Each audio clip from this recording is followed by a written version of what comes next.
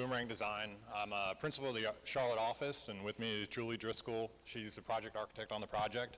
I'm not going to say too much tonight. I'm going to just kick it off with our agenda of what we're going to talk about, and then she'll be handling the bulk of the presentation. And as Dennis said, we'll be up here after to answer any questions that you might have. So going through the introductions, the next part of the presentation, we're going to talk about the campus and where it's located in reference to Uptown.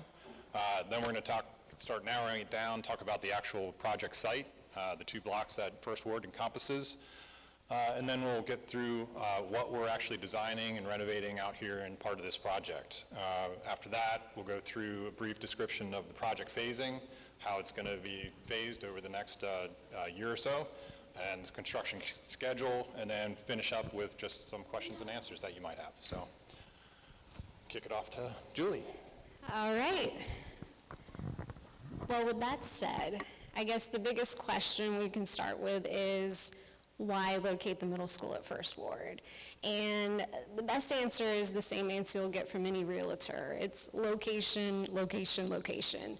And First Ward is actually located in Uptown Charlotte. It is in close proximity to all the cultural offerings that the city has to offer. And some of those include the Children's Theater of Charlotte, the Belk Theater, the Mint Museum, and the Batchelor Museum. So being able to offer that at the middle school level is really important, because that's the age where a lot of lifelong learning and love of music, arts, and theater is really going to be sparked. So this is going to enhance the arts program and the middle school as a whole. And this is a beautiful picture of the existing main building on the campus. This actually is a campus. There are multiple buildings, believe it or not. In addition to the main building, go on to the site plan, there are 2 ancillary buildings, Building D, which we'll hear more about, and Building E, and those will be fully utilized to support the arts program in addition to the space we're in now. If you notice, we've highlighted 3 orange spots on this site plan labeled playgrounds. Playgrounds are something that's not going to be needed in a middle school, but with their removal, we'll be able to capture those spaces as outdoor green spaces that are already fenced in and can be utilized by the school for that added flexibility, which is quite nice.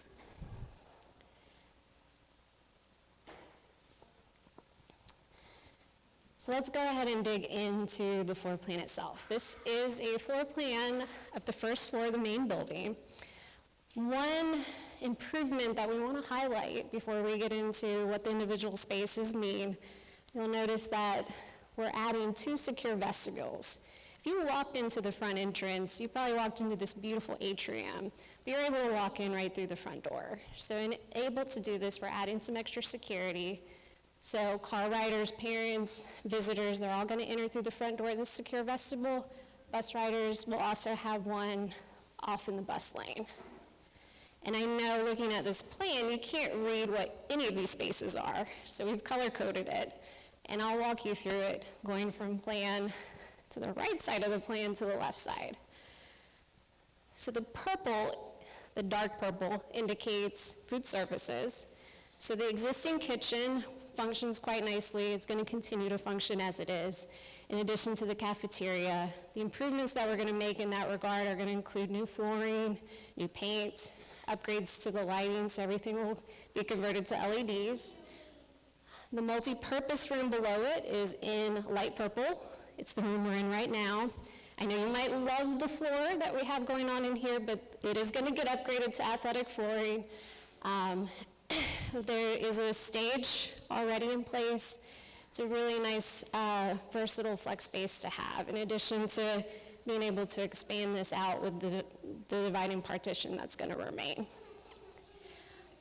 The pink color is the media center.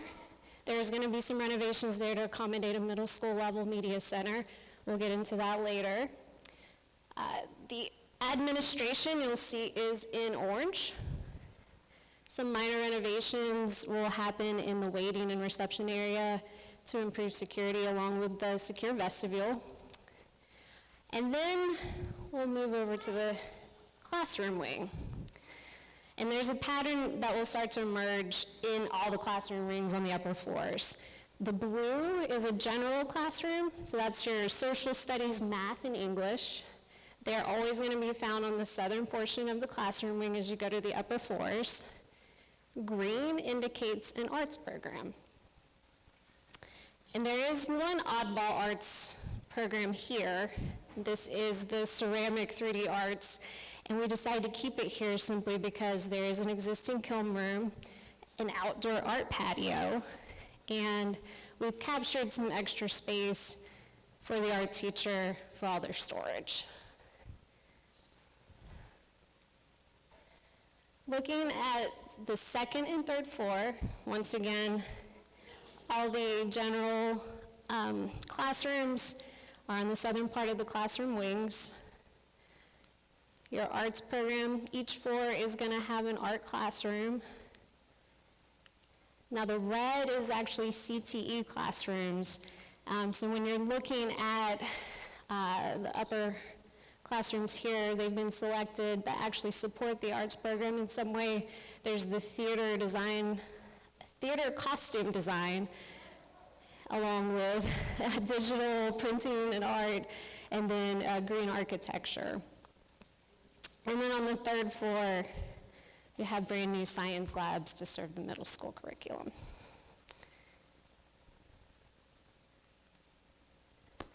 All right, so buildings D and E. Building D is pretty easy to remember because that's where we're going to locate dance. Building D has higher ceilings than a lot of the other spaces that the main building could accommodate. One very nice feature of Building D also is just the amount of natural light that comes into that space. There's windows just about on every side of that building.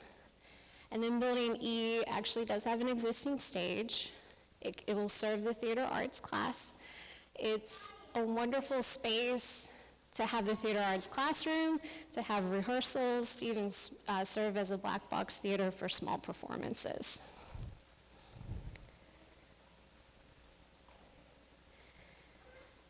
All right, the time has come to dig into a little more detail, and we'll start digging into the places that are going to see more of the renovation work. The first one being the media center. As mentioned before, right now, the support spaces of the media center lack a maker space and TV studio. So the areas on the right-hand side of the plan are going to see some renovations so that we can capture the existing square footage and align it more closely with what's going to be needed. The larger open media center space will remain the same layout more or less, but it is in need of an uplift, so there is going to be new flooring, new lighting, new paint. And to give you a look at what that's going to look like, here's a rendering of what's proposed.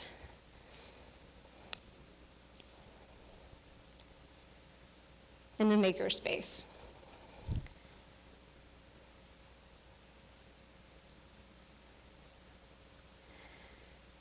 So now for the arts program.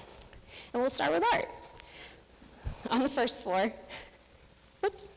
first floor is 3D ceramic arts. As mentioned before, we located it on the first floor because there is a very nice fenced-in art patio. You can take the ceramic arts outside. We are putting in brand new sinks, lots of counter space, new art storage, and expanded out the kiln room.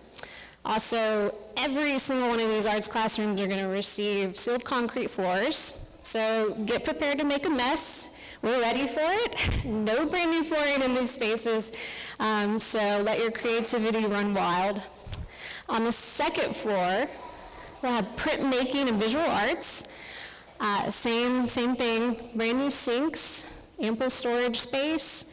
And then the adjacent CTE classroom is graphic and digital design. So printmaking and visual arts is a very nice counterpart to the graphic digital arts classroom as well.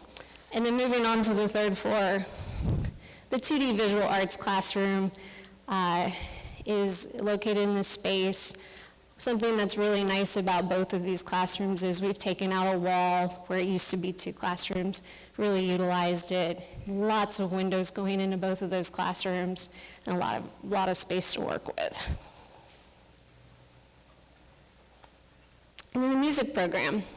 So First Word's music program features two instrumental classrooms, a choral room, a digital music piano lab, and then accompanying it is the musical theater. So we've located musical theater near our instrumental and music department. This is on the northern part of the classroom ring on the first floor. Consideration has been given in the fact that this is probably the loudest wing of the whole school, so there will be a lot of acoustical treatments put into these classrooms, ceiling panels, wall panels, and sound attenuating insulation where we can put it into those spaces. So very excited for what we have going on there. And you can see, this rendering is shown specifically so you can see the sound treatments that are going into the space. Then the theater arts program. So the theater arts program is not just isolated to Building E. Musical theater is also a part of this program. It is in the main building next to the instrumental and music programs. In addition, we've added tech theater. And tech theater's in probably one of the best locations because we're adding a roll-up door to this space that opens into one of the existing playgrounds. So when tech theater is building sets, taking things outside, need that extra space, they can utilize that green space very easily and accommodate what used to be the playground. The theater arts building, Building E, can seat up to 300 people in the audience for small performances. It will mostly be the theater arts classroom. We'll have brand new flooring going in, new paint, new updated AV equipment and sound equipment to elevate it to that middle school level of a program. And if you have been in that building and you've ever seen the bathrooms, you'll appreciate the fact that those are getting a full renovation as well.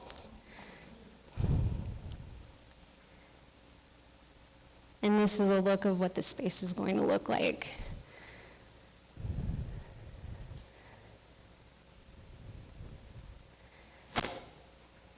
And then Building D, the dance program. Building D will house 2 individual dance studios.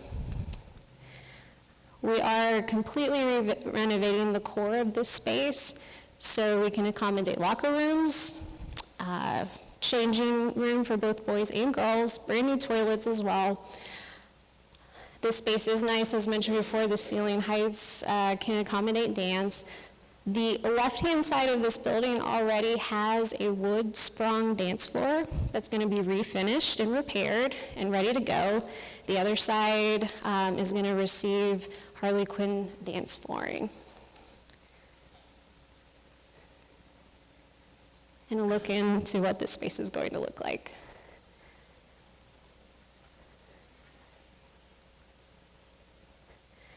All right, so now it's time to give a brief project schedule. At this moment, we are at the tail end of design and in permitting, which will go into the 4th quarter. Once the permit is obtained, bidding will start. At the end of 2024 and into 2025, then we'll head on to procurement and construction. Construction will start the summer of 2025 and last until August of 2026. At that point, the school will be fully renovated, ready to go, and occupied.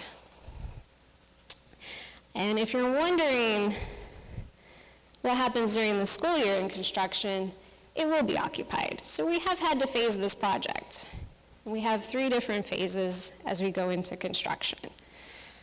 For the phase during summer of 2025, All of the pink hatched areas in these plans are going to be active construction zones. So a lot of the heavy lifting of the renovation that we talked about in the plans are really going to be going on during the summer of 2025. The gray are unoccupied areas that are not going to see any renovation, so they're incomplete. So we've pinpointed the admin and the entry points into the main building on the first floor. Both the second and third floor are going to go under a full renovation during the summer, as well as Building D, so that the dance program will be ready. If you notice, this top corner of the first floor is pink. It's going to remain pink because this is where the construction offices are going to reside for the duration of the project. Phase 2 is the school year of 25 and 26. Everything in blue used to be pink. It's now completed, ready to be occupied during the school year. Everything in light gray hasn't been renovated yet, but is still going to be able to be used and occupied during this time. Then everything in pink, once again, is the active construction zone. So the active construction areas during phase 2, while the school's occupied, is the first floor of the classroom wing and Building E. And don't worry, theater arts, we're thinking about you. In the meantime, we'll be able to utilize the stage and the space in the multi-use area during this school year. And then the third and final phase during the summer of 2026 is the pink that you see on this plan. So all the core areas of the spaces that haven't been completed in the rest of the phases. So this is where the media center, the work, and the new flooring and everything is going to happen in the cafeteria and multi-use room. And in addition to this, the things that you didn't see in the plan necessarily that are still happening simultaneously are some capital improvements to this building. That includes updated HVAC systems, a new chiller, new controls, new LED lighting throughout, and a whole new roof on the main building. So there is a lot going on even if you don't necessarily see it in a floor plan. And with that, go ahead and open the floor up to some questions. And Sylvia will be coming around with a microphone to take questions from folks, so bear with us, and she's coming right now.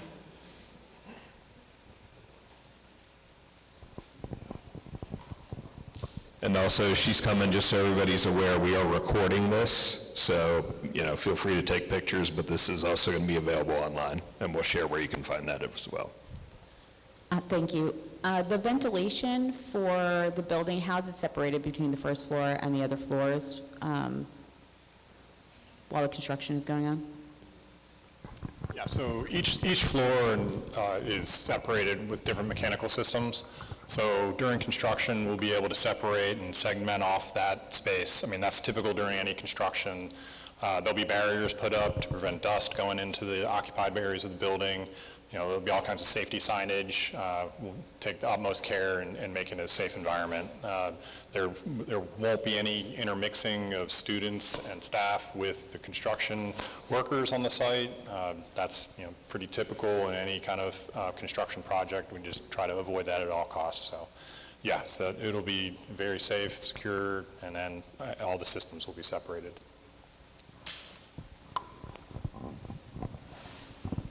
Will construction, let me understand this, will construction happen while kids are taking music lessons in this building? What will be the noise level? How easy that's going to be for our children? And we'll have to bring children from Northwest and sacrifice their continuity here for 1 year of construction. When was this plan approved by the community that students will be in a construction zone for at least 1 year? So I think there's a couple of different pieces and parts to that. Obviously, we're very mindful of what's going on in the instructional day and the instructional year whenever construction happens. We work on occupied campuses and in occupied schools all the time. This is not new, this is not unique to First Ward, and so there are expectations that we have, obviously, of our design firms, of the construction timeline, and of the contractors who are doing the work. And so we will make sure that we're honoring everything that needs to be done during the course of the academic day. At some point, the transition needed to happen. And so, this is something that we have been discussing with the community really since 2020. And we were clear that if this happened in the 2023 bond, this was the timeline that it was going to be on. We communicated all of that. The board did affirm all of those decisions as well. And so we are back now to engage the community on how we're going to do the work.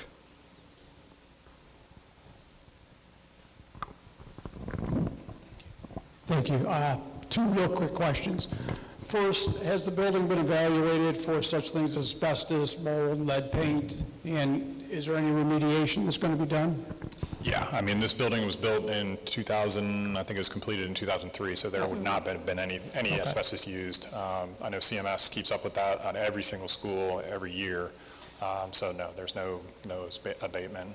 Great. And a quick question for Dennis.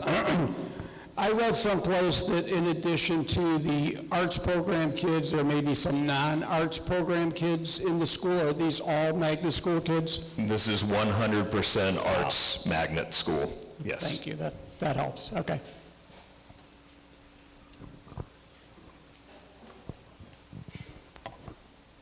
My question is, I understand that you're separating the facility where the construction is with separate HVAC systems from where the students are.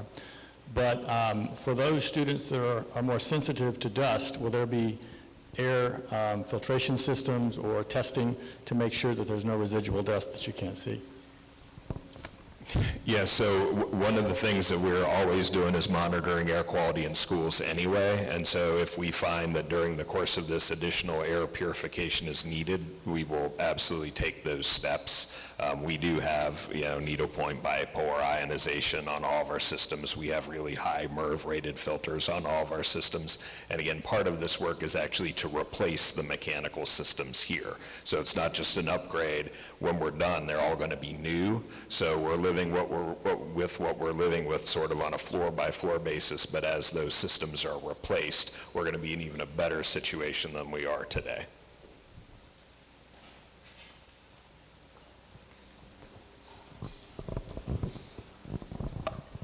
So given that some of the classrooms are going to be under construction in the 2025 school year, is this building going to be at capacity, or are there going to be a lower number of students, and are the same course offerings going to be offered here that would have been offered if these students didn't have to change schools and stayed at Northwest? So I'm not on the academic side of the house, but what I can tell you is the intent is to offer more to the middle school students as well as to the high school students as a result of these changes. So the technical theater, there are some things that are being offered because of this change that we could not offer before.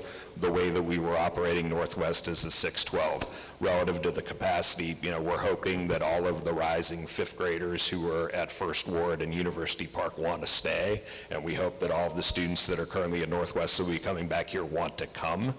The rest of that is sort of the management through the lottery process, and then we hope and expect that the program grows K-12 ultimately. So we may start with just the kids that are in the program today and then add more students as we go, somewhat organically.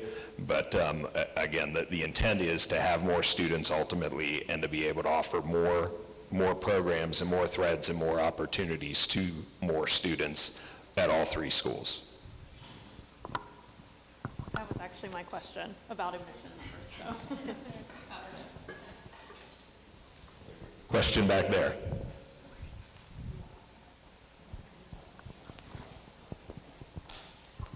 Two questions. I've got questions. On capacity, what is the capacity during construction versus post-construction, Dennis? And what is the current enrollment, I guess, in the middle school portion in Northwest today? So I think we're in the 300 to 400 student range in the middle school at Northwest today, right? A little bit higher? All right, so we're a little bit higher. I haven't checked 20th day numbers this year, so we're a little bit higher. We're over 400 in the middle school program. The capacity here, you have 36 classrooms, essentially 20 to 25 students per classroom. So you're talking about a 750 student capacity here as we're running this as a middle school, because the other, and actually you can get more than that into this because of float, right? So every teacher, there's a 4-block day, teachers teach 3 periods, and there's a period that they don't teach where the classroom can be used for additional students. So we're looking at, not quite double, but definitely the opportunity to expand the program significantly beyond who's at Northwest today. Perfect. Second question is around security. Can you highlight, especially since we're activating those non-connected buildings, what the plan is for making sure that all the students are safe when they're on campus here? Sure, and that's a great question. So, I mean, a lot of it always, starts and ends with vigilance of staff members and the students as well, right? I mean, we're in a current environment where we do have elementary students outside for PE, outside for recess, outside on the playground. So this is not a campus where safety per se is a concern. What we're looking at when we're talking about the real safety upgrades to the building is the intake, just like we have at all of our middle schools and K-8s with the opportunities for scanners. There'll be an SRO here because this is a middle school now, so that changes somewhat. So there's additional enhancements there. We're also there's something called crime prevention through environmental design, or CPTED, and that's a principle that the designers use as we're looking at where elements are and how we're making connections and where access points are, so that we, and where additional cameras might be needed, right? So all of those things are a consideration. We don't go into everything that we do, but there's a lot that we do to enhance safety from an environmental, the way that bushes are planted, where they're planted. Things like that are actually part of the crime prevention through environmental design principles. So all of that is taken into consideration. We'll be revising the site as well to adhere to those best practices as we go through this project. Last one for now for me.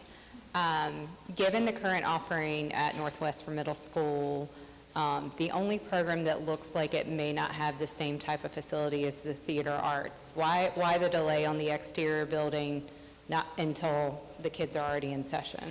That's a great question, and so part of that is I think there's a lot that we need to do to Building E, and we know that we have this. So from the standpoint of being able to, you can offer the theater arts program in here with that wall up as it is today. You have a stage, you have an opportunity to rehearse, to even put on presentations here, and if you needed to expand and get additional seating. So since we had that from the jump, that was one of the reasons for going into Building E sooner and then delaying the work here. So that was part of the phasing work that we worked with through the designers, because we could at least make sure there were classroom space for that program while we were doing what we needed to do to enhance the space. Mm-hmm.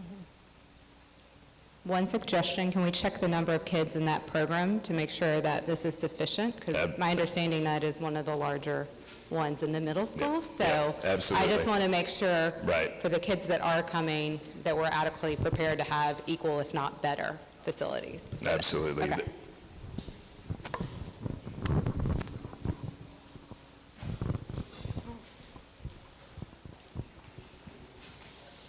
Also for instrumental music and piano, where is the piano going to be located? How will you be moving it on this stage? Also, will you have a room that's dedicated for instrumental music and pianos in 2025, if you want to open in 2025? And how many pianos will it accommodate? Because Northwest right now has 20 pianos and additional pianos for stage performance, Sure. with a stage that can lower and lift a piano too. So we do have a digital piano lab planned for this school already. There's a dedicated classroom to that. We haven't specifically run the numbers on how many pianos can fit in the 2 other instrumental classrooms or even musical theater, but musical theater is a very ample space. It takes up 2 existing classrooms, so there is flexibility in there. And then that really gets into the programming and logistics that the teachers are going to need to come in and start figuring out how to lay out that space for the program. Yeah, and I think what's important to note too, and you'll see staff from Northwest School of the Arts here, we've been working with the staff from First Ward, from University Park, from Northwest School of the Arts, from our arts folks in academics to work out what the programs ought to be both now and in the future. And so all of that feedback and input is being incorporated in this design. So this is not something that I'm doing in a corner. This is not something they're doing on their own. This is a collaborative effort that's involving the subject matter experts and the people who lead these programs to make sure that we can do this well and do it with fidelity. I apologize if this is not the correct forum, but we take advantage of the express bus system, and I'm just wondering if we're going to continue to be able to benefit from that, in that we're going from a 6 to 12 school and then going to a straight middle school, so. Ms. Portee, you want to speak to that?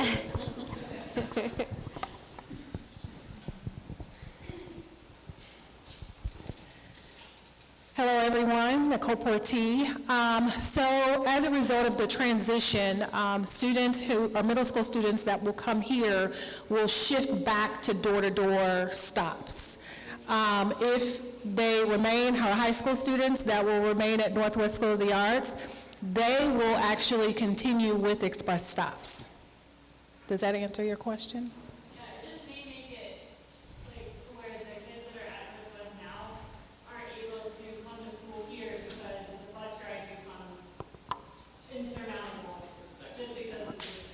So one of the goals will be to certainly assess the number of stops per bus.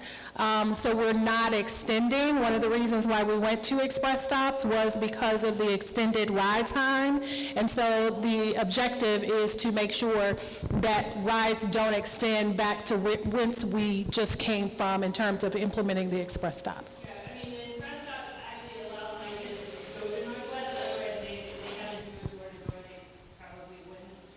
Got it. So we're a big fan of the express stop system, so I would just say, at least for my vote, please continue doing express stops for this school because... Thank you, I appreciate that comment.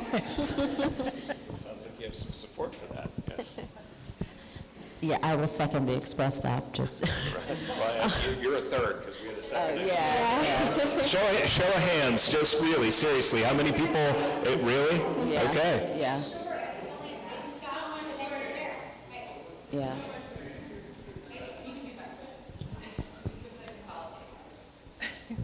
So one of the things that you can certainly do, and we highly encourage it, is the consolidated stops. Consolidated stops just simply means that we're for all the families that's concentrated in a particular area. We have the ability to just make that one stop opposed to making 5 stops or 10 stops in a neighborhood. So if you're interested in that, we will certainly make sure that that information is made available to you. Thank you. I had 2 questions. One is, as we've all seen with construction projects, there can be delays. So what are the contingency plans for delays? That's the first one. Yeah, I think we've been talking through the design.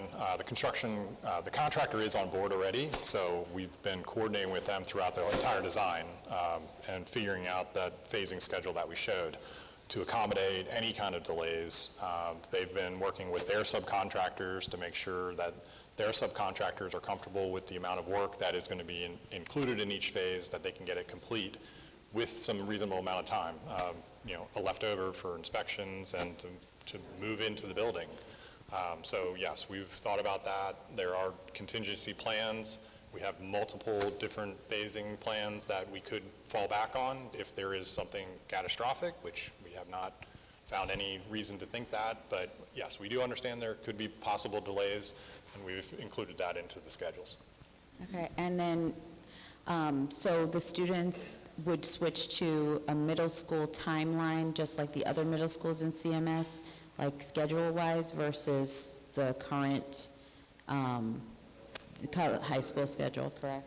I'm just verifying. You want to address the bell schedule, Nicole? We didn't know we were going to have this many bus questions.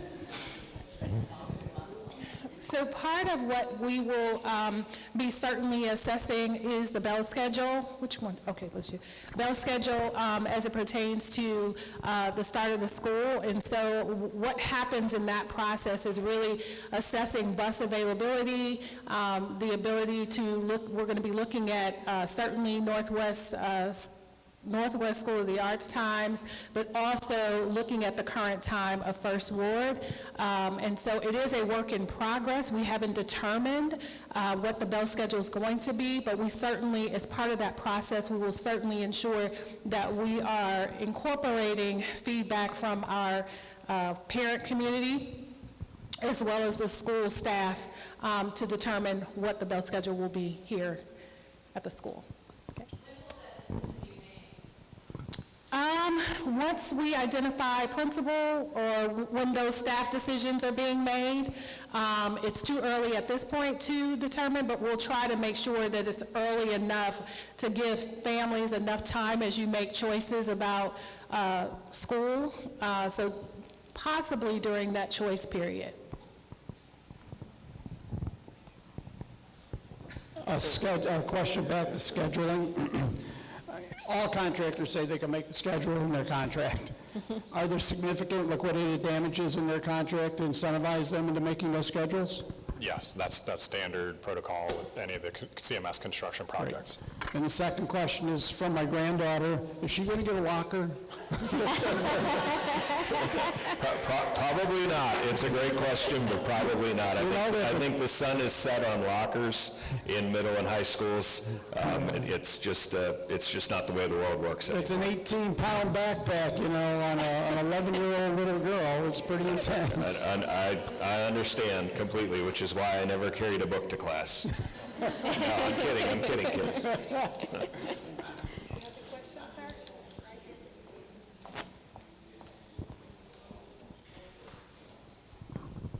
Yeah, someone mentioned keeping the quality of the facilities comparable to Northwest or better. Looking at the theater spaces, they look very different than what we're used to at Northwest, particularly in terms of the seating. Is there any plans to have a real theater space with elevated seating or stadium-style seating or anything like that? So again, based on the feedback that we've been getting as we've been working through this, the key, I think, that we heard was flexibility. And so when you start putting in fixed seating, it starts to limit the way you can use a space. And so being able to use E as a black box, as a straight-up performance space, having the flexibility for rehearsals and all those other sorts of things. I think the other thing to point out is just because the kiddos are here doesn't mean that they lose access to the performance spaces at Northwest. So I think there's already been significant conversations about opportunities for actual productions, real school-wide productions to still happen at Northwest in those performing arts spaces. Because again, part of this is knitting that K-12 experience together. We want the kids at U Park to be excited to come here, to be excited to go to Northwest. And so seeing what you have in store as you're moving through, it's going to be important to have all three of those schools engaged with each other. And then just to follow up on the buses, the current express stop situation is 3 stops and it's a 45-minute bus ride. So when I hear about consolidated stops or picking up kids in neighborhoods, that time ticker just grows exponentially. 3 stops, 45 minutes is, and it's not much further to Northwest than it is to here.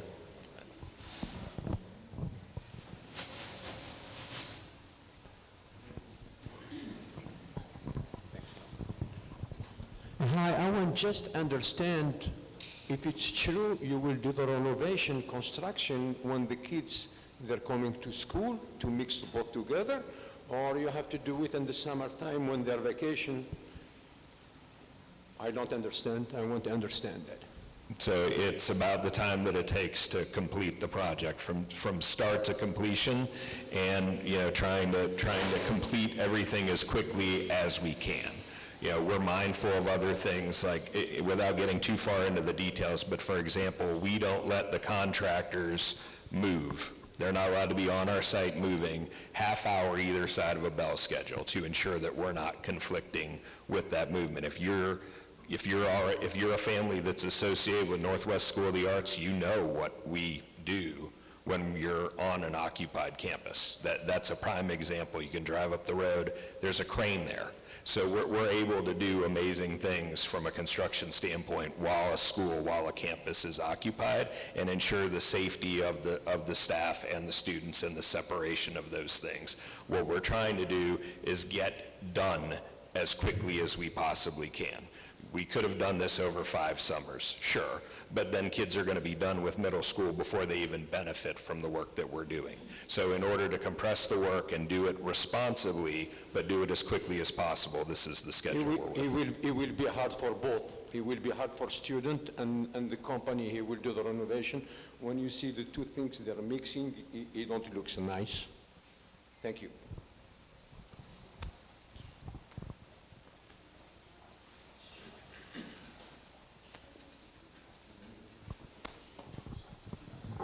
I just was wondering about the equipment that's currently at NWSA. I mean, I know that arts funding in general feels like it's always in question. So will the different majors have to give of what they have because it's currently a middle school and high school? Will they have to sacrifice what they currently have, like the piano department or whatever, or are we getting our own thing here? Since those majors had like fundraised for things and... Yeah, no, that's a great question. So in the capital project, we're buying all new stuff, right? So that's part of this. So it's not just the building, it's not just the roof and the stuff that we have to do, but it's the new stuff. So the new digital pianos, right? New equipment, right? All of new instruments. Everything that's associated, new desks, new science labs, all of that equipment, all of those things are new and come with the school. Okay, I have a couple of questions. The first one is regarding the parent feedback that we'll be able to provide for the bell schedule. You said that you'll be soliciting feedback from parents. What's a good way for us to provide feedback? So during we conduct an annual, what I would call bell time schedule assessment. What are the current bell times? What new schools are coming that will open? And even schools that may request a change in their bell time. Part of that process requires the leadership to not only speak with their staff in regards to those changes, but it's also have you involved and or solicited feedback from the community. And so part of that will come sort of through the school to solicit feedback in terms of the option of the bell time. So it could be at 8:30 to 3:30. How does that sort of sit? But we also look at the availability of resources and buses. If it requires 20 buses, for example, but we only have 15 buses available, what is it going to take to fill the gap? Or we may say 8:45, so you will see some schools at 7:15, you will see schools at 8 o'clock, 8:15, so it's a result of the available buses, where they're picking up students and where they're dropping them off. But the feedback primarily will come through that pool of feedback from the leadership at that time. Thank you. I happen to have an 8th grader, so I'm concerned with the change of the schedule, but I'm sure that there are others who are just now starting their journey, and they probably want to come to the 9:15 time that other middle schools are. The second question that I have, you mentioned that this will be a 100% magnet art school. That's correct. How does this impact auditions? Because my understanding is that when they're in the 8th grade, that they have to audition. Maybe I'm not right. Can we talk a little bit about that and what that process is going to look like? Somebody can talk about it, but it's not me. So we're I think we're still working through what that looks like. I don't know if you want to talk to that, Katie? Right. Hey guys, good to see you. Don't let me talk, Dennis. I might not shut up. Guys, this has been a question that has come up quite a bit about auditions, and I'm going to share what I think, my own opinions as a parent, as someone who taught middle school for 10 years in CMS, and as the principal of Northwest School of the Arts. I will start as the principal. I think one of the things that sets Northwest apart in terms of the arts is our ability to audition students and to make sure that the integrity of our programming is outstanding and that we are the premier flagship art school in CMS. I will speak as a middle school teacher of 10 years and a parent now. First of all, I want to make sure that while we have had such a direct hand in a lot of this design, and it's been really wonderful, I'll tell you, the design team for the whole 2.5 years that I've been at Northwest has never once not asked for our input, almost to the point where it's like, hey, we didn't hear from you, we need your input, as recently as today. So they have really paid attention to that. And so what I don't want to do is to become the mothership or the principal or the team that's telling First Ward what they should be doing and how they should be handling auditions, and we don't want to be the one that's telling them what to do all the time. So as a middle school teacher for many, many years, I think middle school is a place where kids grow and develop and expand their capacity, and then they become incredibly prepared for what lies ahead at Northwest. I don't want to say I do think they should audition here, that I don't. I'm just saying that it's an incredible place to grow budding artists and to make them ready for Northwest, and to have this incredible pipeline from University Park to First Ward to Northwest. So I don't want to speak to the audition piece too much. I will say that I do think, and I'm advocating for my staff here too, that auditioning at the high school level when they come back to Northwest gives us a lot of information about who they are as artists, where they should be placed, and whether they would be better served in another arts program within CMS. But I do want to make sure that we're providing autonomy and decision-making power to First Ward. And I hope that helps with that. And I do have to say, before I turn it back over, I think Ms. Portee and I are having a little chuckle because the year before last, the many meetings we had about express stops and the concerns from middle school parents in particular, like, no, it's never going to work. The bell schedule's never going to work. So it is music to our ears to hear that you are as pleased with express stops as we are, because they do run very efficiently. So I'm going to turn it back over. This is a follow-up question to the question that was asked about having similar spaces for musical theater, and you had mentioned that perhaps they would use the Northwest facilities for performances. My question is, has there been thought about the kids having opportunity to rehearse in the Northwest spaces? Typically, they would stay after school and have those rehearsals, so make sure you're thinking about how would the kids get over there to stay after school. Is that going to be an additional requirement from parents to get them to rehearsal and then get them from rehearsal? So I think all of those things are stuff that we're evaluating, right? The more opportunities for the kids at all three schools to interact with each other, right? For the high school students, I think that was part of the thought behind why you parked for the elementary school. The high school kiddos can walk over there, right, and help mentor the elementary schools and connect them then to First Ward and then to Northwest. So being able to do as much of that engagement and interaction between those three schools and being as intentional about that as possible is absolutely stuff that we're evaluating. I was speaking more from a logistics standpoint, yeah. Sure. Not the interaction between kids, because that would be an additional requirement on parents to get their child there, then wait for them to rehearsal. Fair, but I'm just saying there, it may even be, during the day to go watch a performance at Northwest, right? So, I mean, there's activity buses, there's a lot of ways to get there. So that's what I'm suggesting is we're talking about stuff even outside of rehearsal. Great, yeah, I just wanted to make sure it made the list to think about. Thank you.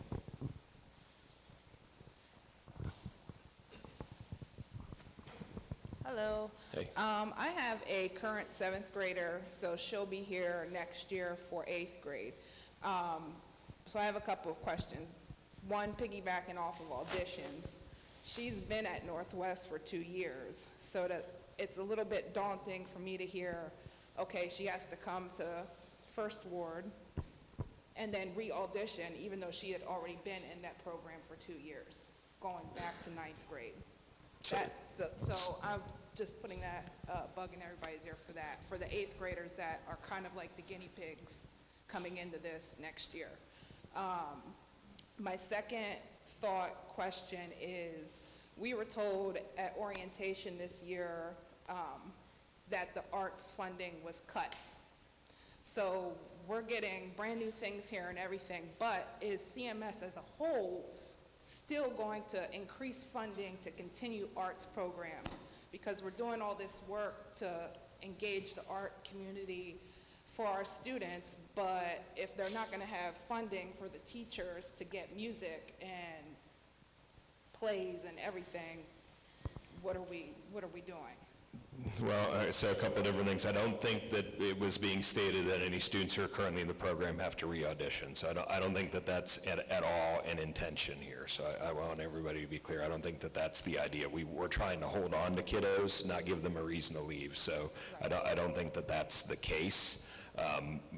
Relative to coming back here, right, from Northwest. Relative to the arts, that's something that we hear in the community, and it always makes me scratch my head because every one of our schools has at least one art teacher and at least one music teacher, depending on the population. Many schools have more than one. Every one of our new schools gets an art room with a kiln and a music room. I mean, that's just part of our standard, and it's part of what we do.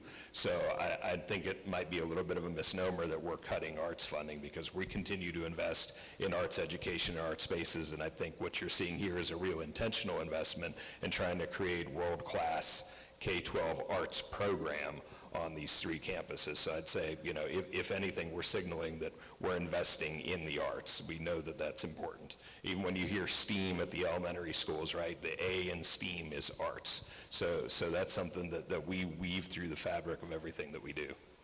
And I understand that, but for our choral department at Northwest, our parent fees went up more dollars this year because our teachers weren't given enough money to get music and uniforms for our students.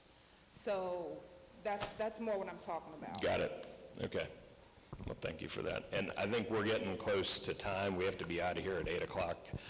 So we'll take one more question real quick, and then we'll hang around afterwards. If there are questions that folks want to ask, we'll stand up here and deal with you if you want to come up and talk that way. But that way we can let other folks go, and we can let the custodians get the school ready for school tomorrow. I'm not sure if this is an easy question or a hard question then. The question is, beyond facilities, what's the timeline or timing for determining the principal and staff of the school? Because that's going to set the tone for a lot of these other questions. Sure, and that's not anything that anybody here tonight can answer. So, I mean, it's not that we're evading it. It's just I handle construction, real estate, capital planning for the district. I don't have anything to do with those decisions, so we just don't have answers on that at the moment. All right, well, in closing, we do want to thank everybody for coming out. We hope you have a lot more clarity on what we're doing and how we're going to do it and the timeline on which we're going to do it. Next slide, so here's how you can keep up with everything. So this has been recorded. It will be on our YouTube channel. You can either get to it from the YouTube link directly, or if you go to cmsbondconstruction.com, you can go to the project page for First Ward, and it'll also be linked there. That's where to keep up with project updates as they come, as well as follow our socials. Sylvia's great about generating new content, so there's a lot of good stuff that's out there, and we hope you will stay engaged as we move through this process, and hope you have a great evening. Thanks.